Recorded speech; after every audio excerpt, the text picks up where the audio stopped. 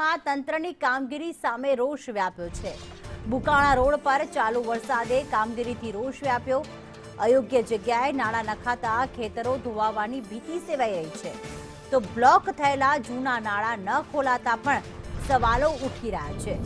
Contractor અને તંત્રની મનમાનીથી ખેડૂતોમાં આક્રોશ જોવા મળ્યો।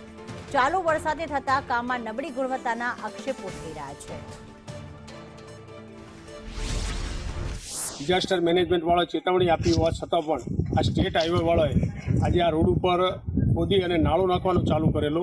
હવે એ જે જગ્યાએ નાળો ખોદી રહ્યા હતા અને એ લોકોએ જે પાણીનો નિકાલ હતો એની આડશમાં જે માટી નાખી અને સાઈડમાં બાયપાસ બને તો એના લીધે આજે ગૌશાળાની અંદર પાણી પેસી ગયું।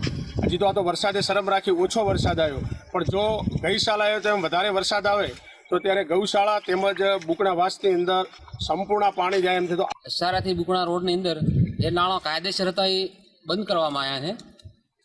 મિલીભગતના કારણે રોડ તૂટે છે તો નાળા આવવાની જરૂર છે, નાળાથી ના છે। હાઇડ્રોથી કોઈ સર્વે કર્યું નથી, કોન્ટ્રાક્ટને જેમ મન ફાવે ને એમ નાળા નાખ્યા। સોમવાર ચલાવ્યો છે, એમાં કોઈનું કોઈ ચાલ્યું નથી એમ।